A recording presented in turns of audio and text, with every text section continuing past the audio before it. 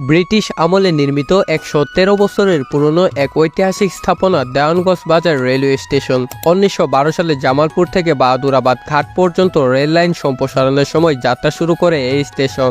এক শতাব্দীরও বেশি সময় ধরে এটি শুধু একটি যাতায়াতের স্থান নয়, বরং দেওয়ানগঞ্জবাসীর স্বপ্ন, আশা আর জীবনের গল্পের সাথে মিশে আছে গভীরভাবে। প্রতিদিন হাজারো যাত্রী এই স্টেশনে আসেন ও যান, আর প্রতিটি যাত্রায় বয়ে আনে নতুন নতুন স্মৃতি। তিস্তা এক্সপ্রেস, ব্রহ্মপুত্র এক্সপ্রেস, দেওয়ানগঞ্জ ও জামালপুর কমিউটার, ভাওয়াল এক্সপ্রেস এসব ট্রেন দিয়ে দেওয়ানগঞ্জ যুক্ত হয়েছে রাজধানী ঢাকা সহ দেশের নানা প্রান্তের সঙ্গে। এ যেন যোগাযোগের এক প্রাণকেন্দ্র, যা দীর্ঘদিন ধরে গ্রাম ও শহরের মানুষের মাঝে সেতু বন্ধনের ভূমিকা পালন করছে। ট্রেন প্ল্যাটফর্মে প্রবেশ করলেই জমে ওঠে আনন্দ উল্লাস। কেউ ফিরছেন আপন গ্রামের মাটিতেই, কেউ বা আবার ছুটছেন কর্মজীবনের টানে দূর শহরে। এসব আসা যাওয়ার ভিড়ে ধরা পড়ে জীবনের বৈচিত্র্য আর মানুষের সুখ দুঃখের রঙিন ছাপ। স্টেশনের ভেতর রয়েছে সারিবদ্ধ দোকানপাট, চায়ের টং আর ফেরিওয়ালাদের হাঁকডাক। অপেক্ষারত যাত্রীদের গল্প, আড্ডা আর কোলাহল মিলে প্রতিদিন তৈরি হয় এক প্রাণবন্ত পরিবেশ। এ যেন এক অনন্য মিলন মেলা, যেখানে অচেনা মানুষের যাত্রার গল্পে এক সুতোয় বাধা পড়ে। শুধু তাই নয়, চারপাশের প্রাকৃতিক সৌন্দর্যও এই স্টেশনের আকর্ষণ বাড়িয়ে তোলে।